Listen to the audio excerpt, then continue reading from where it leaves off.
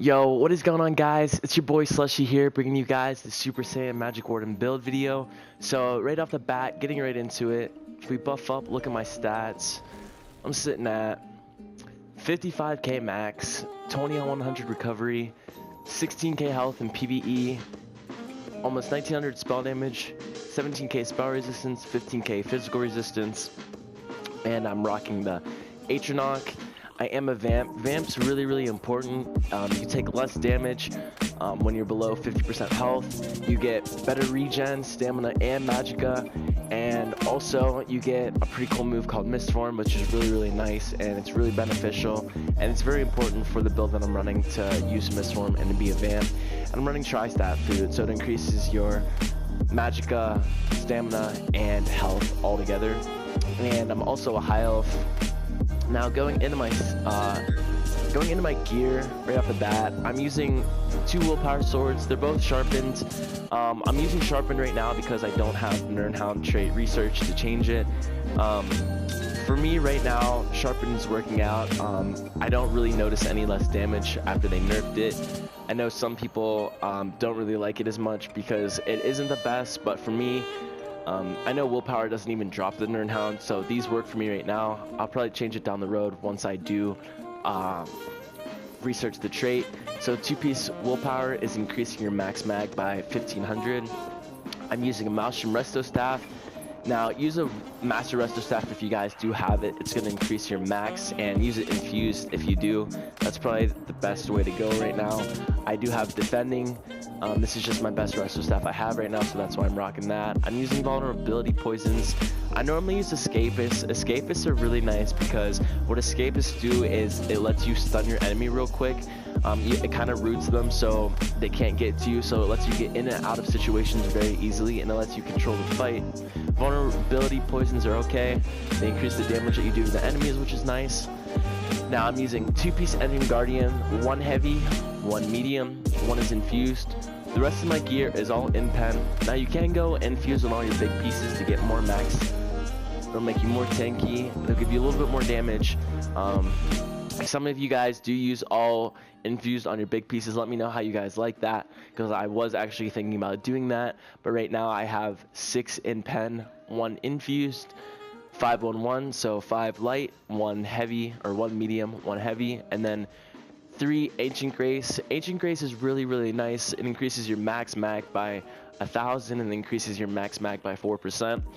It's very easy to get. You can obtain it by going into Cyrodiil and going to Cropsford, taking over the town of Cropsford, and go and speaking to the gear merchant and buying the bags of Ancient Grace. I think they're like 50k AP a piece.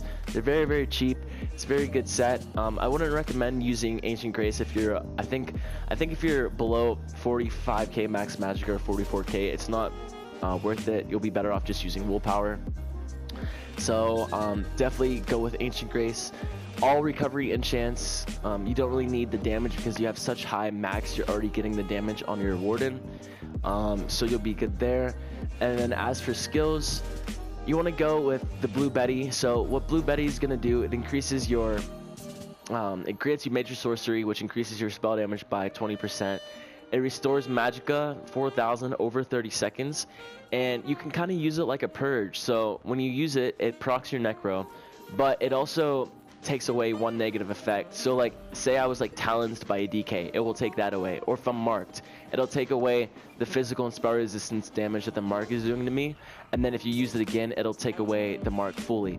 And it's free, so you can just spam it. So it's pretty much like a free spammable purge that you got. A lot of people don't really take advantage of it like they should, but it's very nice. Going into the other abilities, Inner Light's really nice. It procs Might of the Guild passive.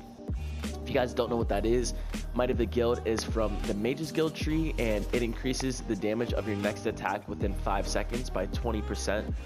Really nice. So you could do like Inner Light into your bird or Inner Light into your ult. Now, I don't know if this is a bug or what, but they nerfed Inner Light with your beetles. Before, if you guys notice, if you look at my beetles, they have a tooltip of, I believe, 16k. And it's supposed to be direct damage attack. Like, I think it might be, I think it's because the attack goes out into like a certain area, it's not considered direct damage, which is really weird. I don't know if they changed it or not, but if you notice, if you use Inner Light and then go look at Deep Fissure, it stays the same. It doesn't get any increased extra damage, so that's really weird. I don't know if that's a bug or that's just the way that the move is. It's not direct damage anymore, but if that is, that means that the direct damage CP does not affect beetles at all, which is it's actually pretty game changing, because direct damage, a lot of people stack direct damage just for the beetles, and if Inner Light doesn't buff the beetles because it's not direct damage, that means the beetles is not direct damage. But I know Inner Light's not bugged, because if you look at the Screaming Cliff Racer, 11,800, and then I pop Inner Light, it goes up to 13k. So Deep Fissure might not be a direct damage anymore. I'm not sure. It might just be bugged, but I do believe that it's not direct damage. Going over the other abilities, Harness Magicka, you don't need Dampen. You really want the Magicka regen back. Your shield is already so big because you have 55k max. It almost covers half my health bar. Well, it covers my whole health bar in PvE, but it covers half my health bar in PvP, which is really big. You don't need a bigger shield than that, especially because excuse me, especially because your shields are so big, your Magicka is so big, and when you're like 1DXing and stuff, you don't want to run out of resources when you're trying to kill people, because it's going to get you killed. You'll be fine having Harness. Deep Fissure, like I said, it's going to be your main bursting utensil, your main source of DPS. Bird's another main source of DPS. You're going to use these two hand in hand. They go really well together. I'll show you guys how to do that combo here in a little bit. Northern Storm. Northern Storm's the ult that you want to use on your front bar at all times. The reason being is, while slotted, it increases your max Magicka by 8%. So 8% is really OP for them just giving you 8% extra mag from an ult. Like, it's legit 8% extra mag.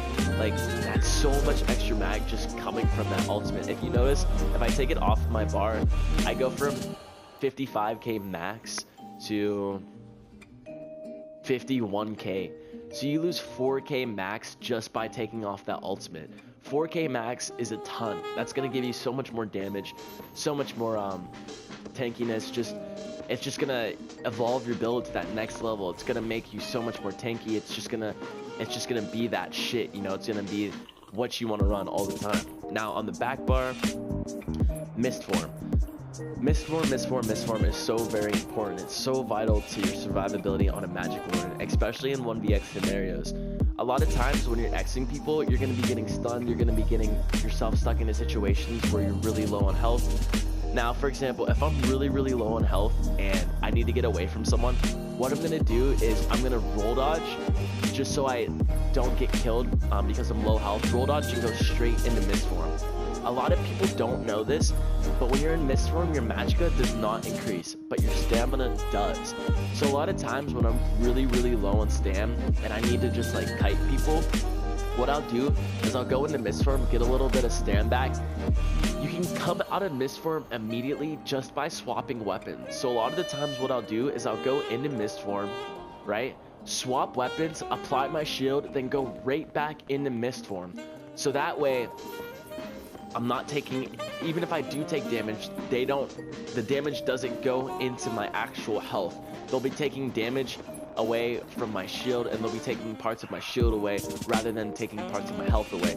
So like, if my stam's really low like this, I'm gonna go into Mist Form, you know, get some stam back, swap out, put my shield in, roll dodge again, go right back into Mist Form, get some more stam back, come out, you know, buff up, do whatever I need to do, roll dodge again, go back into Mist Form, come out, shield up, you know, buff up, use my beetles or whatever, go back into Mist Form. Now, one thing that a lot of people don't know is, say I have a lot of, like, someone on me, right, and they're doing an insane amount of damage to me. If I use my beetles and then go into Mist Form, my beetles will still go off if I'm in Mist Form. So if you have a lot of people on you, you can very easily go into Mist Form, swap, shield, go into Mist Form, swap, go into your beetles, then go right back into Mist Form, and you can line up your enemies and do damage to them while they can't even damage you because you're in Mist Form. So that's really OP, and it's like just like a few tips that you learn on Magic Warden as you as you keep playing it. The more you play, the better you'll become with the class. The more you'll evolve, the better you'll be able to, you know, sustain, do damage to people, and just X kids in general. The rest of my abilities on my bar are Healing Ward, Ice Fortress. Ice Fortress is giving me my physical and spell resistance. Fletcher Infection, which is increases your damage every time you use it. So every second cast of the ability, your damage gets increased by 50%. And Bird of Prey, which is like my movement speed, and it also gives me stamina, increases my stamina regen. And then I think it does something with, okay, no, it doesn't do anything. I thought it did something with your health, but it doesn't. And then Healing Thicket, I use Healing Thicket on my back bar. I don't like it at all though, because when you use it, like say I hit my ult, right, you have to actually select where you want to place it. So a lot of times you can't use it when you run. You have to, well, I guess you can use it when you run, but you have to select where you want to put it, and it's like a huge animation. Whereas like if you just use the resto ult, it's going to be much faster. You can animation cancel the resto ult. You can use the resto ult while you roll dodge or something. You can't do that with the Warden healing ult. You have to always be either standing still, or you have to take a second to drop it somewhere. You can't just like use it right when you need it. So I don't have the resto ult morph, so that's why I'm using Healing Thicket, but once I do, I will switch to the resto ult. Now, going into my champion points, so I have 64 into Siphoner, so when you deal damage with a light or heavy attack, you decrease the enemy's health, magicka, stam, they restore by 13%. It's really nice. 35 into Warlord, reduce the cost of break free. 75 into Arcanist. You don't want more than 75 into any tree, because after 14% you're going to be getting diminishing returns. 43 into Tenacity, so increases the magicka and stamina of your fully charged heavy attacks that they restore. 23 into Shadow Ward, so reduce the cost of blocking. Now for this tree, I have a lot in the Spell Erosion because they nerfed Sharpened, and since I'm running 2 Sharpened, I kind of wanted to get the spell pen that I'm missing from them nerfing it back, so I put a lot into Spell Erosion. Now if you have Nerdhound or Infused or some other traits, put less into Spell Erosion and put more into Elfborn. I only have 23 into Elfborn, so it increases my crits by 10%. But for me, this is good because I'm rocking 2 Sharpened, so this is going to make my build in particular perform the best.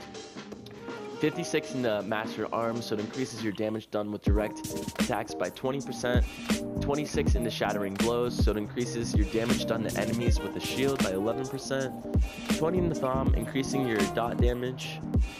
Now the red tree, 59 into Ironclad, reduces your damage taken against direct attacks, which is really, really nice.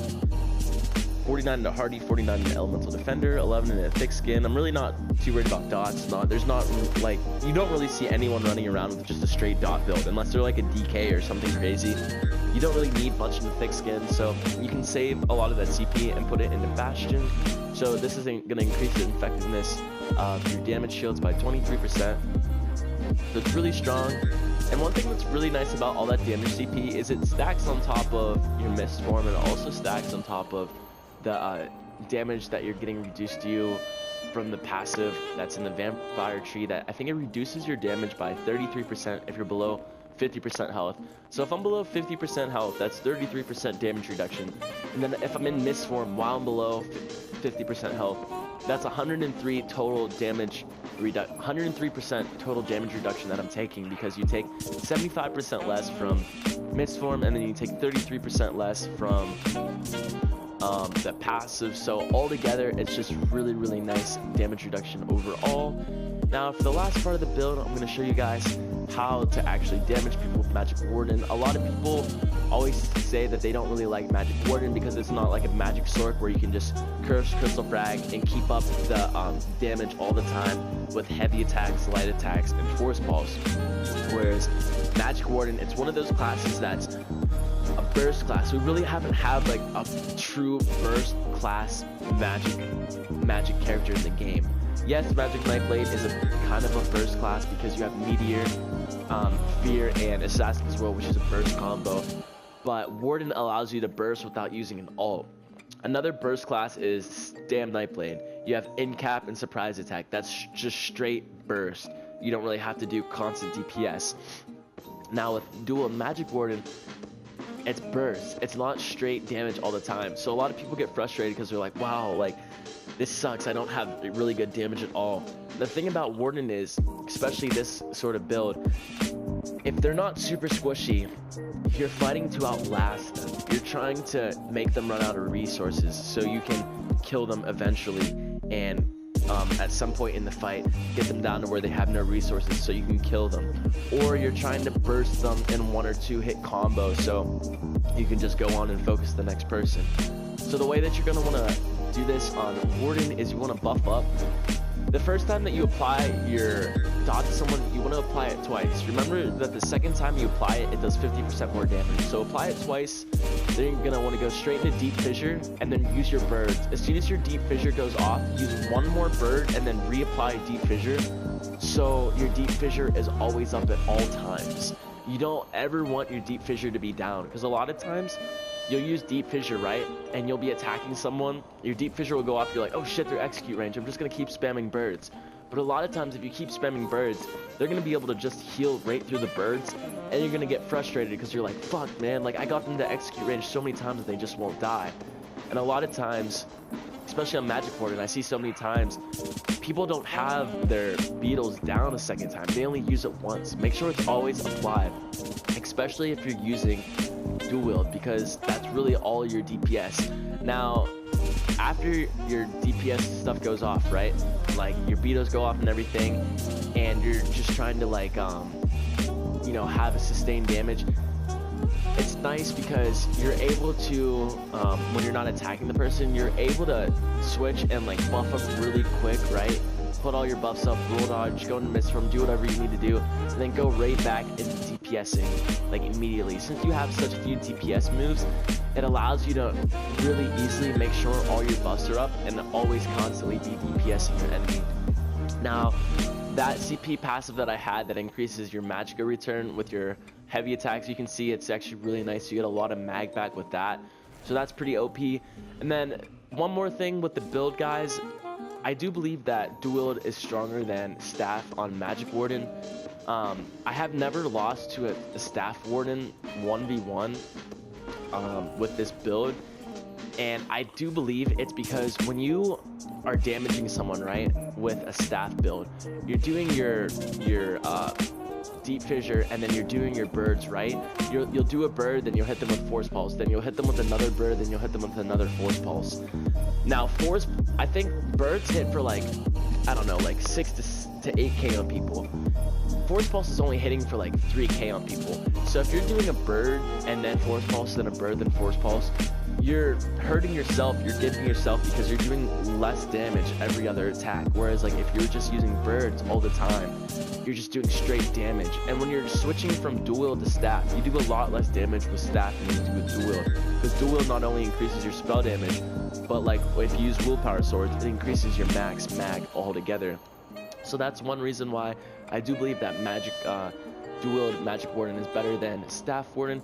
So I hope this video helped you guys out a lot. If you guys have any questions at all, leave it in the comment section below. Thank you guys for the support. I'm almost at 3k subscribers. The amount of support you guys have been giving me lately is fucking incredible. Thank you guys so much for all the support. Please make sure you hit that subscribe button, you hit that like button. It's been your boy Slushy. Until next time, guys. Peace.